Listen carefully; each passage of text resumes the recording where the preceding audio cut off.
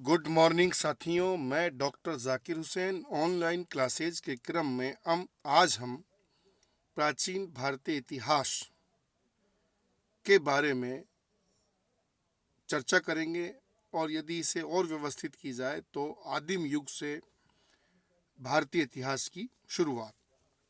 साथियों, यदि इतिहास शब्द का संस्कृत भाषा में अर्थ देने का प्रयास किया जाए तो ये दो शब्दों से मिलकर बना है। एक शब्द है इति, जिसका अर्थ है ऐसा ही। दूसरा शब्द है हास, निश्चित रूप से था, अर्थात जो घटनाएं अतीत काल में निश्चित रूप से घटी वही इतिहास है। यहाँ हमें यह भी समझने की जरूरत है कि इतिहास में हम अतीत में जो भी घटनाएं घटित हुई उन्हीं का अध्ययन करते हैं, और यदि इसे और व्यवस्थित किया जाए तो अतीत में घटित घटनाओं का व्यवस्थित व क्रमबद्ध अध्ययन साथियों इतिहास कहलाता है। और चूंकि घटनाओं का अध्ययन व्यवस्थित व क्रमबद्ध रूप से किया जाता है, इस रूप में यह साइंटिफिक हिस्ट्री या साइंटिफिक एक विषय के रूप में भी मान्य है। क्योंकि दो प्रकार के साइंस हमारे यहाँ स्वीकार्य हैं, एक सोशल साइंस, दूसरा नेचुरल साइंस। और इस रूप में ये सोशल साइंस का एक पार्ट है। और साथियों, ये भी आप ध्यान रखेंगे कि एक शब्द है स्टोरी, कहानी, दूसरा शब्द है हिस्ट्री, इतिहास। जहाँ स्टोरी यानी कहानी कपोल कल्पित होती है, वहीं इतिहास कपोल कल्पित नहीं हो सकता। अनिवार्य रूप से घटनाएं घटित होनी चाहिए, उनका स्रोत होना चाहिए। और यदि स्रोत की बात करें तो वह पुरातात्विक स्रोत हो सकता है, वह लिखित स्रोत हो सकता है। यद्यपि वर्तमान में हिस्ट्री में ओरल ट्रेडिशन यानी की भी मान्यता अभी स्वीकार्य है, जिसमें उन घटनाओं के कंटेम्परेरी हमें या तो आई विटनेस मिलने चाहिए या ओरल ट्रेडिशन में कुछ कहावतों, लोकोक्तियों या उस तरह की बातें मिलनी चाहिए। उन्हें भी साइंटिफिक मेथड से ही अध्ययन करने का प्रयास स्वीकार्य है इतिहास में। साथियों, यदि इतिहास की हम और थोड़ी परिभाषाओं पर चर्चा करें तो ब्रिटिश मूल के इतिहासकार E.H. कार द्वारा अपनी पुस्तक व्हाट इज हिस्ट्री में इतिहास के लिए उन्होंने कहा है कि history is an ending dialogue between past and present. अर्थात इतिहास अतीत व वर्तमान के मध्य अनंत संवाद है। वहीं कार्ल मार्क्स हिस्ट्री के लिए बोलते हैं, the history of all previous societies has been the history of class struggle. उन्होंने इतिहास के संपूर्ण लेखे जोखे को वर्ग संघर्ष के रूप में समझने का प्रयास किया, और वर्ग संघर्ष में ही इतिहास का परिवर्तन होता रहा। साथियों, हमने ये भी पढ़ा कि हिस्ट्री रिपीट्स इटसेल्फ। ये बहुत बार पढ़ा, इतिहास स्वयं को दोहराता है। और इस बात को जो कहने का अर्थ रहा, उसका अर्थ यह है कि समयांतर के बावजूद, काल बदलने के बावजूद इतिहास की घटनाएं अपने सेम पैटर्न पर बहुत बार बदलती, बहुत बार घटित होती रही या हमें दिखाई देती रही। और इस रूप में इतिहास में कहावत है कि जैसा बोओगे वैसा काटोगे, जैसा बोया गया वैसा काटा गया। तो इतिहास इस रूप में यदि अध्ययन की बात की जाए कि इतिहास का अध्ययन क्यों किया जाए, तो इतिहास इस रूप में हमें एक सबक की भांति भी है, हमें सुझाव की भांति भी है। इतिहास हमें अपने वर्तमान और भविष्य को मोर बेटर करने का एक प्लेटफॉर्म भी देता है, एक सजेशन भी देता है। और साथियों, यह इतिहास का हमारे लिए बहुत बड़ा महत्व है, क्योंकि अतीत में जैसा हुआ, जैसा किया गया, वैसे ही उसके परिणाम हमारे सामने रहे। साथियों, यदि हम इतिहास यानी विश्व इतिहास के जनक के रूप में किसी को संज्ञा दें तो वो है यूनानी मूल के हेरोडोटस। 5वीं शताब्दी के ये वो महान इतिहासकार थे जिन्होंने यूनानी भाषा में हिस्टोरिका या द हिस्ट्रीज लिखी, और यही वो पहले व्यक्ति थे जिन्होंने व्यवस्थित व क्रमबद्ध अध्ययन किया घटनाओं का।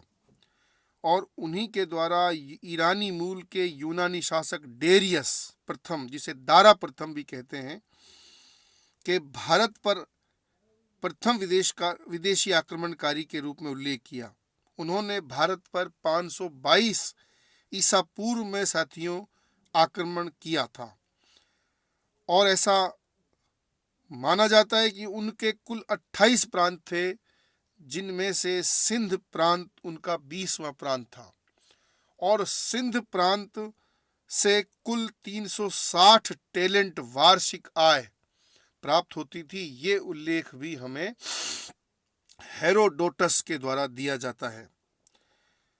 इसी क्रम में यदि भारतीय इतिहास के पिता की बात करें तो वो महर्षि वेद व्यास थे, जिन्हें वेदों के संकलन करता तथा महर्षि वेद व्यास को ही महाभारत के रचयिता का श्रेय भी दिया जाता है। और साथियों, इन्हीं की स्मृति में गुरु पूर्णिमा का सेलिब्रेशन किया जाता है। भारत में यदि प्रथम वैज्ञानिक इतिहास लेखन का श्रेय किसी को दिया गया तो वो है 12वीं शताब्दी में कश्मीर के शासक जयसिंह लोहार के दरबारी विद्वान कल्हण को, और जिनकी महत्वपूर्ण रचना साथियों राजतरंगिणी थी। और राजतरंगिणी में सृष्टि के उदय से लेकर 12वीं शताब्दी तक के कश्मीरी इतिहास का उल्लेख है। यद्यपि कश्मीर के साथ उन्होंने बहुत सारी घटनाओं का, जो कश्मीर से रिलेटेड जो भारतीय इतिहास की घटनाएं थी, उनका भी उल्लेख किया है। यदि राजस्थानी इतिहास के पिता की बात की जाए तो ब्रिटिश मूल के कर्नल जेम्स टोड को ये श्रेय प्राप्त हुआ, और उनकी किताब, बहुत महत्वपूर्ण किताब, annals and antiquities of Rajasthan रही साथियों। और उन्होंने राजस्थान का प्रथम बार व्यवस्थित व क्रमबद्ध इतिहास रचा। ये बात हमें समझ में आ गई कि इतिहास में हम घटित घटनाओं का अध्ययन करते हैं।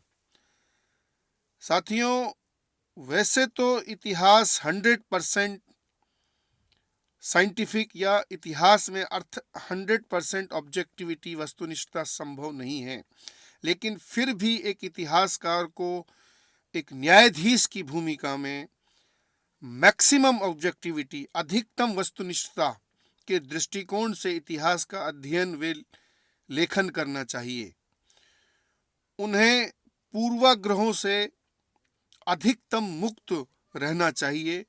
इतिहास का ये दर्शन उन्हें हमेशा याद रहना चाहिए, और तभी साथियों किसी देश, किसी समाज, किसी क्षेत्र, किसी समय का हम बेटर और फ्रूटफुल इतिहास समझ सकते हैं या इतिहास का लेखन कर सकते हैं। अब साथियों, हम थोड़ा भारत की चर्चा अगर करें तो भारत शब्द कैसे पड़ा, यदि इसे समझने का प्रयास किया जाए तो प्राचीन भरत कबीले के नाम पर भारत शब्द पढ़ने का उल्लेख है। और यदि हिंदू अथवा हिंदुस्तान शब्द की बात की जाए तो ये शब्द ईरानियों द्वारा देने का उल्लेख मिलता है।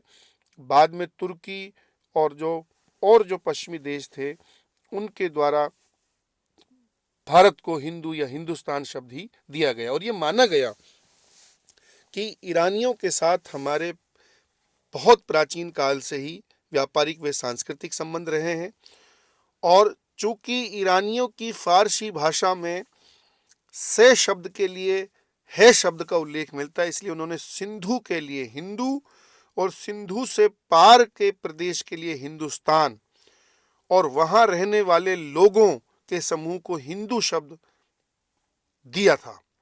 और साथियों, इस रूप में हिंदू जो शब्द रहा वह भौगोलिक व सांस्कृतिक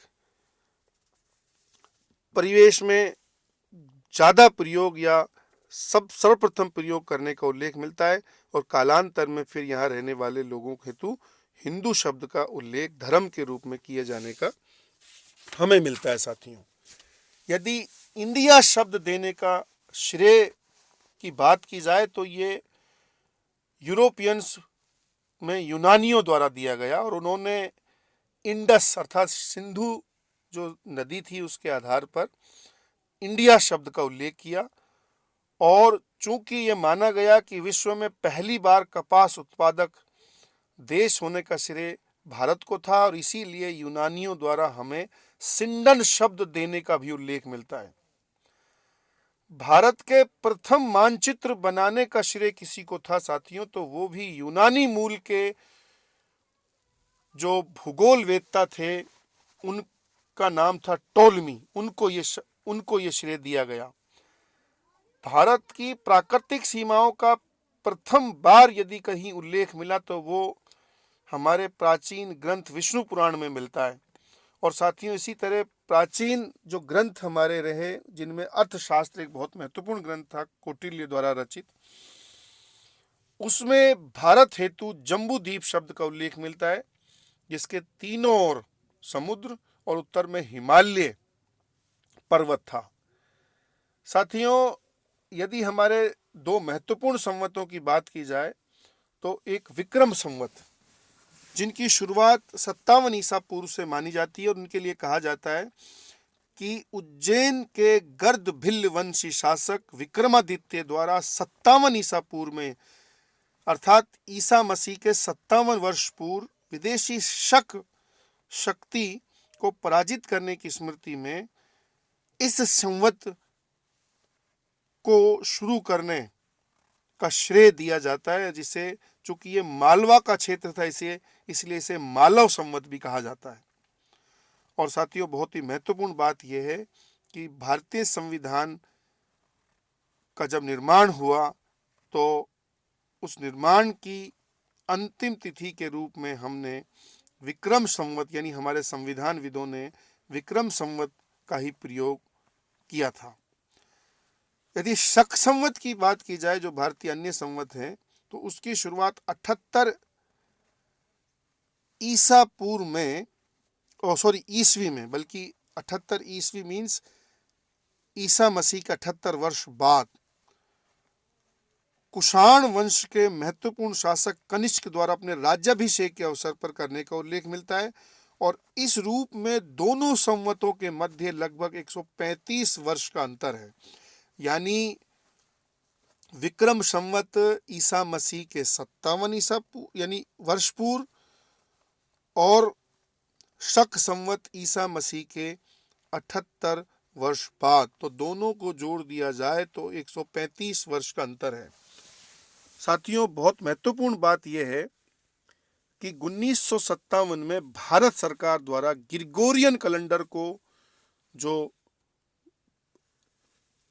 वेस्टर्न कंट्रीज में मान्य रहा, सरकारी संवत घोषित करने के दौरान शक संवत को सहायक संवत के रूप में मान्यता दी गई। और यदि ग्रिगोरियन कैलेंडर की बात की जाए तो इसकी शुरुआत 1582 में पोप ग्रेगरी अष्टम बल्कि 13वें के द्वारा किए जाने का उल्लेख है। साथियों, एक अन्य संवत हमें मिलता है जिसको हम बोलते हैं गुप्त संवत। और यदि गुप्त संवत की बात की जाए तो यह 319 ईस्वी में गुप्त वंशी शासक चंद्रगुप्त प्रथम द्वारा अपने राज्याभिषेक के अवसर पर शुरू किया था। एक अन्य संवत भारत में जो प्राप्त हुआ उनका नाम था चालुक्य विक्रम संवत। यह 1076 ईस्वी में कर्नाटक क्षेत्र के कल्याणी के चालुक्य वंशी शासक विक्रमादित्य षष्ठम छठे द्वारा शुरू किया अपने राज्याभिषेक के अवसर पर। अब साथियों हम ये भी एक बात ध्यान रखेंगे कि इतिहास में स्रोत होना जरूरी है, क्योंकि बिना स्रोत के इतिहास संभव नहीं है। और स्रोत की यदि बात की जाए तो उसमें जब लेखन का शुरुआत यहाँ नहीं हुई थी दुनिया में, तो उससे पहले का इतिहास हमें पुरातात्विक सामग्री के आधार पर, यानी मानव द्वारा जो भी टूल्स, जो भी सामग्री अपने दैनिक जीवन से संबंधित प्रयोग में ली गई, उसके जो हमें अवशेष प्रावशेष मिले, उनके आधार पर हमने इतिहास का निर्माण किया। और जब लिखित सामग्री की शुरुआत हुई तो फिर लेखन अथवा पांडुलिपियों के आधार पर इतिहास को लिखने समझने का प्रयास हुआ। और साथियों वर्तमान में कंटेम्परेरी समय में हम ओरल ट्रेडिशन, जिसमें कहावतों, जिसमें घटनाओं को सुनने समझने देखने वाले करेक्टर्स की अनुभूतियों के अनुभवों को भी शामिल किया जाता है। और एक अन्य पैटर्न हमारे यहाँ इतिहास का रहा था एंथ्रोपोलॉजिकल रिसर्च, मानव शास्त्रीय अध्ययन या शोध के आधार पर भी इतिहास का निर्माण हुआ। यानी इतिहास एक बहुत ही व्यापक सब्जेक्ट है साथियों। और वैसे तो हमने ये भी आपसे चर्चा की थी कि दुनिया के सारे विषय एक इकोसिस्टम की भांति आपस में जुड़े हुए हैं, और सारे के सारे सब्जेक्ट बहुत ही महत्वपूर्ण और बहुत ही, जिनको कह सकते हैं कि लाभदायक रहे संपूर्ण मानव समाजों के लिए। यदि स्रोत सामग्री के आधार पर इतिहास का विभाजन करें तो इन्हें 3 भागों में बांटा गया साथियों। एक है प्रागे इतिहास, जिसे हम प्री हिस्ट्री भी बोलते हैं, और मात्र पुरातात्विक सामग्री द्वारा इतिहास लेखन का जो परंपरा रही, जिसमें लिखित साक्ष्यों का भाव रहा, उसे हम प्रागैतिहास शब्द का यूज उसके लिए हम करते रहे या करते हैं। और इसका जो एग्जाम्पल उदाहरण मिल सकता है वो है पाषाण काल, क्योंकि यहाँ लिखित साक्ष्य हमें नहीं मिलते, यानी लिखित साक्ष्यों से पहले का इतिहास। इसी काल में आधुनिक मानव के आदिम रूप होमोसेपियंस के उदय का भी हमें उल्लेख मिलता है साथियों। दुनिया का पहला बुद्धिमान मानव होमोसेपियंस ही था, जो लगभग 25 लाख वर्ष पूर्व हमें उसके उदय का उल्लेख मिलता है। और ये भी मानते हैं कि ये अफ्रीका महाद्वीप में इसका उदय हुआ था। भारत में सर्वप्रथम मानव जीवाश्मों का यदि साक्ष्य हमें मिला तो वो नर्मदा घाटी क्षेत्र में मिला साथियों। अन्य शब्द हमें मिलता आद्य इतिहास, प्रोटो हिस्ट्री। इस काल में यद्यपि लिखित सामग्री का हमें साक्ष्य तो मिलता है, लेकिन इतिहास निर्माण में उसका यूज नहीं कर पाए। यानी इतिहास निर्माण में स्रोत के रूप में अभी भी पुरातात्विक सामग्री पर ही निर्भरता रही। यह इतिहास हमें आद्य इतिहास या प्रोटो हिस्ट्री नाम इसे हमें दिया जाता रहा। और साथियों इसका बहुत ही महत्वपूर्ण उदाहरण है सैंधव सभ्यता। फिर हमें एक शब्द मिलता है साथियों, और वो है इतिहास। ये इतिहास का वह दौर था, या ये उस काल के लिए प्रयोग में हुआ जब अन्य स्रोतों के साथ लिखित स्रोतों का भी इतिहास लेखन में प्रयोग शुरू हुआ। और यदि साथियों दुनिया के इतिहास में लिखित स्रोतों का पहला साक्ष्य की बात की जाए तो वो हमें इजिप्टियन सभ्यता में, मिस्र की सभ्यता से प्राप्त होता है। भारत में लेखन कला का प्रथम सुस्पष्ट साक्ष्य हमें 6ठी शताब्दी ईसा पूर्व में प्राप्त होता है, यानी जैन बौद्ध धर्म के उदय के काल में।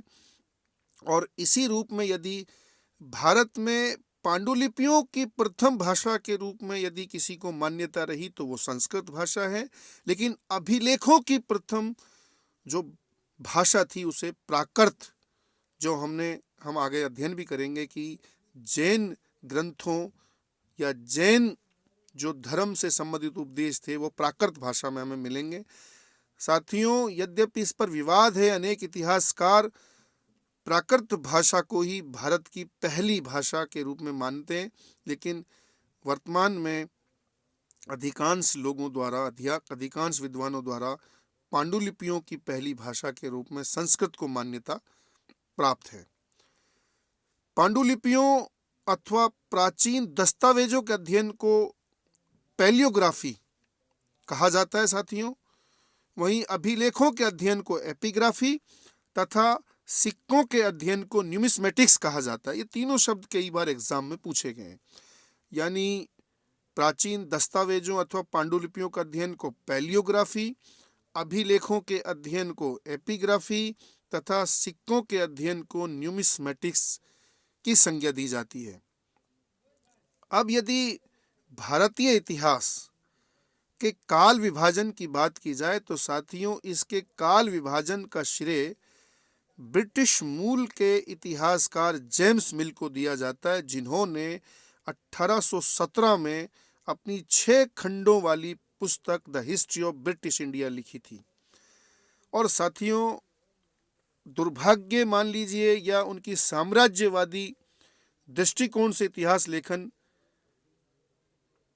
का पूर्वाग्रह मान लीजिए साथियों, उन्होंने ये विभाजन जो किया धर्म के आधार पर किया और उन्होंने फूट डालो और राज करो की नीति के तहत प्राचीन काल को हिंदू धर्म, मध्य काल को इस्लामी शासकों का इतिहास और आधुनिक काल को साथियों उन्होंने ईसाई धर्म का शासन नहीं कहा बल्कि आधुनिक काल की संज्ञा दी। और आधुनिक की परिभाषा उनकी बहुत ही डिफरेंट थी, बहुत ही जिसको हम लोग बोलते हैं कि बहुत पूर्वाग्रहों दंभ से लबरेज थी। और उन्होंने कहा कि हम आपको आधुनिक मीन्स डेमोक्रेटिक स्टेट, जब डेमोक्रेसी की बात करने लगे वो, और वो साइंटिफिक आइडियाज़ की बात करने लगते हैं साथियों, वो ह्यूमन राइट्स की बात करने लगते हैं साथियों, महिलाओं के प्रति सकारात्मक दृष्टिकोण की बात करने लगते हैं वो। तो उनका कहना यह था कि जब साइंटिफिक दृष्टिकोण हो, रेशनल सोच लोगों की पैदा होने लगे, डेमोक्रेसी में बिलीव बढ़ने लगे और जब महिलाओं के प्रति सकारात्मक दृष्टिकोण पनपने लगे और धर्म की बजाय बहुत ही तार्किकता से विषयों को समझने का प्रयास किया जाए, तो उन्होंने ऐसे समय के लिए एक आधुनिक शब्द का यूज किया। और ये भी साथियों बहुत ही उनका भारतीयों को यानी हमारी समझ को, इतिहास की जो पायस समझ है उससे इतर ले जाने का प्रयास था। साथियों 1907 में नोबेल पुरस्कार विजेता रुडयार्ड किपलिंग द्वारा अपनी पुस्तक द व्हाइट मैन्स बर्डन में भारत में अंग्रेजों के आगमन को इसी दृष्टिकोण से जस्टिफाई करने का प्रयास किया था। और उन्होंने ये कहा था अपनी उस पुस्तक में कि श्वेत लोगों पर असभ्य काले लोगों को सभ्य व आधुनिक बनाने हेतु ईश्वर द्वारा प्रदत्त एक अतिरिक्त भार के रूप में ये श्वेत लोग भारत जैसे देशों में आए थे। यानी हमें ईश्वर ने यहाँ भेजा था कि हम आपको आधुनिक करें। और जब हमने आपको आधुनिक कर दिया, जब हमने आपको रेलवे से लेकर के साइंटिफिक मेडिकल साइंस से लेकर इंजीनियरिंग साइंस से लेकर के डेमोक्रेसी से लेकर जब हम प्रशिक्षित कर दिया, तो हम वापस चले गए। और ये बहुत ही दुष्टतापूर्ण उनका इतिहास के प्रति एक नजरिया देने का प्रयास उनके लिए माना जाता है साथियों। ब्रिटिश कालीन मद्रास व्यापार बोर्ड के जो अध्यक्ष थे जॉन सुल्लीवान, उनके द्वारा भारत में अंग्रेजों की लूट हेतु स्याही चूसक स्पंज के रूप में संज्ञा देकर सिद्धांत जो उन्होंने दिया साथियों, उन्होंने ये मानने का ही प्रयास नहीं किया कि हमने भारत को लूटा कभी। वो तो ये दिखाने या ये प्रचारित करने का प्रयास करते रहे कि हमने भारत को लूटा नहीं, बल्कि भारतीयों को आधुनिक बनाने के लिए जब हम यहाँ आए तो हमने उस आधुनिकता के एवज में धन की वसूली की। और साथियों बाद में सुल्लीवान ने स्वीकारा कि हमारी लूट स्पंज की भांति थी, यानी हम गंगेटिक रीजन से, भारतीय क्षेत्र से स्याही चूसक की भांति धन को चूसते थे और फिर टेम्स नदी लंदन इंग्लैंड में उसको निचोड़ते थे। और बार बार का ये घटना चक्र साथियों एक सोने की चिड़िया कहलाने वाले देश को और फिर कंगाल और बदहाल बनाकर साथियों वहां से वापस लौटते हैं। अब यदि पाषाण युग की बात की जाए तो पाषाण युग साथियों 3 भाग में हम बांटते हैं। पुरा पाषाण काल, मध्य पाषाण काल, नव पाषाण काल। पुरा पाषाण काल की बात करें तो ये पैलियोलिथिक एज इसको नाम देते हैं। 25 लाख वर्ष पूर्व से 10,000 वर्ष ईसा पूर्व इसका समय माना जाता है। यानी होमोसेपियंस जो आधुनिक पहला बुद्धिमान मानव था वहां से इसकी शुरुआत मानते हैं। और इसकी अगर विशेषताओं की बात करें साथियों तो औजार जो इस समय यूज किए जाते थे मानव के द्वारा वह आकार में बड़े थे और अनगढ़ प्रकार के थे। जैसे हैंडेक्स, हैंडेक्स के लिए साथियों हस्त कुठार शब्द का यूज करते हैं हिंदी में। और ये मानव द्वारा निर्मित दुनिया का पहला औजार स्वीकार्य है। एक स्क्रेपर की बात करते हैं जिसको खुरचनी बोलते हैं साथियों। तीसरा औजार था क्लीवर विदारणी, 2 धार वाला छुरा। साथियों पुरा पाषाण काल में औजार निर्माण हेतु पेबल्स या क्वार्ट्ज शब्द का यूज करते थे। पेबल्स वो हमने देखे भी हैं किसी नदी क्षेत्र में यदि आप जाएं तो वहां पर जो गोलाकार आपको पत्थर मिलेंगे, जो पानी से घिसे हुए पत्थर, वो पेबल्स कहलाते हैं। और 1 धार वाले औजार साथियों यहाँ चॉपर थे, 2 धार वाले औजार चॉपिंग कहलाते थे। इसलिए पुरा पाषाण युगीन औजारों हेतु चॉपर चॉपिंग शब्द का भी हम प्रयोग करते हैं। तो ये चॉपर चॉपिंग कालीन सभ्यता या सांस्कृतिक स्थल भी थे। आरंभिक निवास यदि मानव का कहीं रहा तो साथियों चट्टानी कंदराओं में रहा, क्योंकि उन्होंने मानव को हम हमेशा पढ़ते रहे कि मानव के समय या मानव के समक्ष नेचर की हमेशा 2 जटिलताएं रही। एक जलवायु से संतुलित करने की और दूसरा आजीविका की। जलवायु से संतुलित करने हेतु आरंभ में जब उन्होंने निवास बनाया तो वो चट्टानी कंदराएं थी। इसलिए साथियों हमें चट्टानी कंदराओं में ही आरंभिक आदिम युगीन मानव की गतिविधियों का साक्ष्य मिलता है। और पेंटिंग्स जैसे हमने भीमबेटका में हमें मिलती हैं साथियों, जो मध्य प्रदेश के रायसेन जिले में लगभग 700 गुफाओं का समूह है, जिसे 2003 में विश्व धरोहर सूची में भी शामिल किया गया। ये उसी समाज उसी समय का हमें साक्ष्य मिलता है। और यदि पुरा पाषाण युगीन हम सामाजिक जीवन की बात करें तो ये शिकारी और घुमक्कड़ समाज था। साथियों कैसा समाज था? शिकारी और घुमक्कड़ समाज। और पुरा पाषाण काल के ही अंतिम काल में हमें अग्नि के प्रचलन, अग्नि की शुरुआत का भी साक्ष्य मिलता है। आरंभिक जो मानव था वो कच्चा मांस, कच्चा भोजन किया करता था और कालांतर में फिर मानव ने अग्नि का प्रचलन, अग्नि का आविष्कार कर लिया। पुरा पाषाण काल से संबंधित भारत में पहली यदि कोई खुदाई की गई तो वो ब्रिटिश मूल के पुरातत्वविद रॉबर्ट ब्रुशफिट द्वारा 1863 में तमिलनाडु के पल्वरम नामक स्थान पर की गई, जहां से उन्होंने पुरा पाषाण कालीन लगभग 78 औजार प्राप्त किए। साथियों पुरा पाषाण काल के बाद जो द्वितीय विभाजन हमें मिलता है वो मध्य पाषाण काल के नाम से मिलता है। और मध्य पाषाण काल को अंग्रेजी में मेसोलिथिक एज भी बोलते हैं। अगर इसके समय की बात की जाए तो 10,000 ईसा पूर्व से लगभग 4,000 ईसा पूर्व। और यदि इनकी विशेषताओं की बात की जाए तो इनके औजार आकार में अब छोटे होने लगे सर, यानी आकार में छोटे और सूक्ष्म प्रकार के होने लगे। दुनिया में जब भी हम लोग टूल्स की हिस्ट्री पढ़ते हैं तो आरंभ में आकार बड़ा था और कालांतर में अपनी बुद्धिमानी से मानव ने उनके आकार को छोटा व सूक्ष्म किया। और इनमें यदि एग्जाम्पल दिया जाए तो पॉइंटर यानी छेदक हमें मिलता है, फिशिंग के टूल्स हमें मिलते हैं। और ये जो समाज था मध्य पाषाणकालीन समाज, ये समाज पशुपालक और घुमक्कड़ समाज था। यानी पुरा पाषाण काल का आरंभिक जो पीरियड था वो शिकारी और घुमक्कड़ था।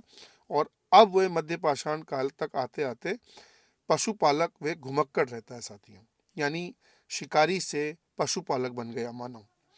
भारत में पशुपालन का यदि प्रथम साक्ष्य हमें मिलता है तो आदमगढ़ यूपी से प्राप्त होता है, और राजस्थान में यदि हमें प्रथम पशुपालन का साक्ष्य मिलता है तो वो बागोर भीलवाड़ा से प्राप्त होता है। साथियों, इसी प्रकार नवपाषाण काल यानी तीसरा विभाजन नवपाषाण काल नियोलिथिक एज के रूप में मिलता है हमें, और ये 4000 से 1000 ईसा पूर्व इसका समय स्वीकार्य है। साथियों, अब एक क्वेश्चन बनता है, कई लोगों ने इसे 5000 से 1000 ईसा पूर्व माना है, और ये हमें याद रखना है साथियों, इतिहास में कंटिन्यूटी एंड चेंज के रूप में अध्ययन करने की परंपरा रही है। इतिहास में सब कुछ एक साथ नहीं बदला या बदलता है, कुछ जगह परिवर्तन पहले शुरू हो जाते हैं, कुछ जगह परिवर्तन बाद में शुरू होते हैं।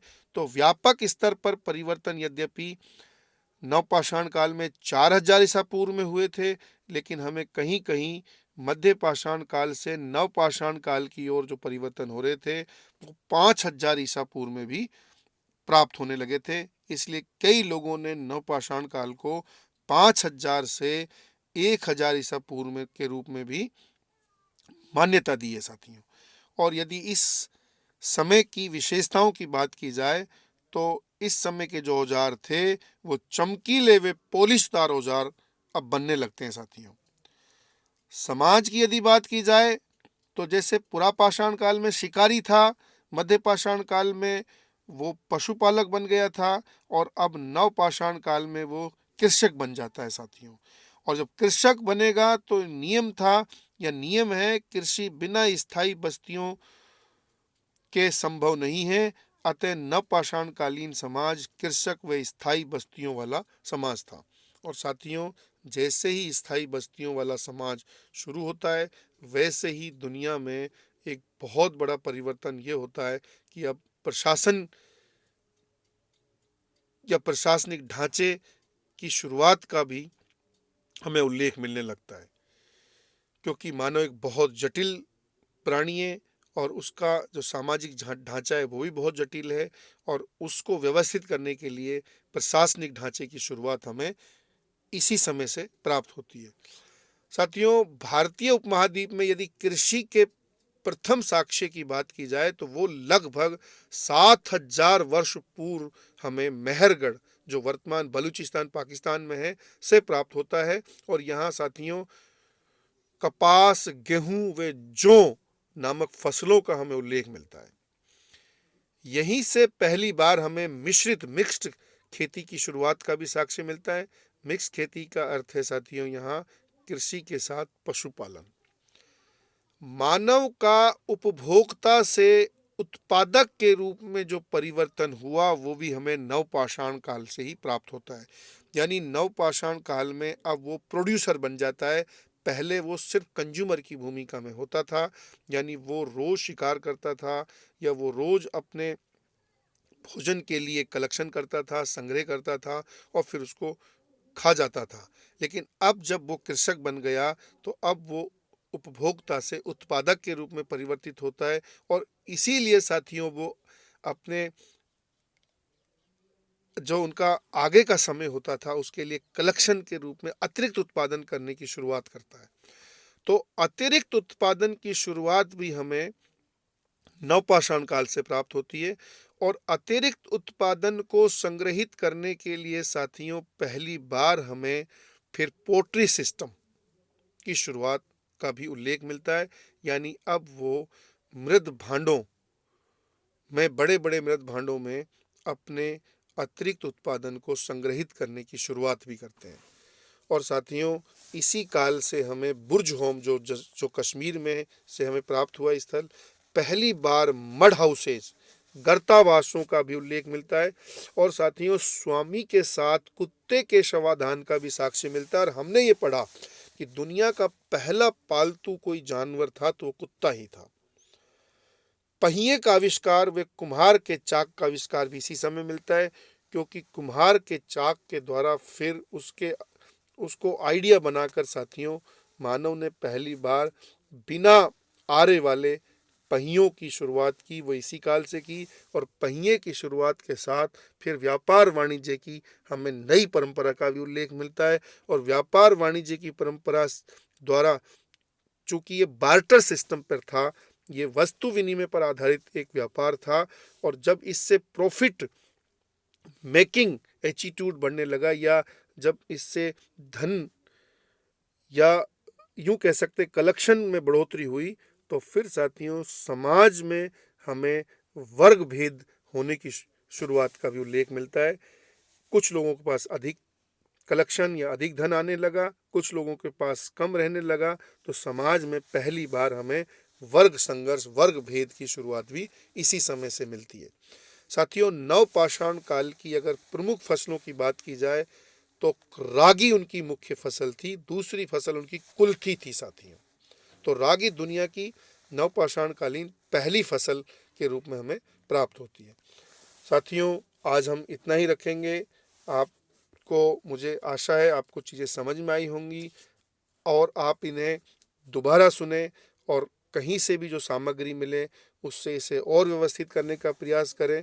और ये बहुत ही महत्वपूर्ण टॉपिक है साथियों, यहीं से इतिहास की शुरुआत होती है, और फिर हम अगले महत्वपूर्ण टॉपिक के साथ पुनः मिलेंगे। जय हिंद साथियों।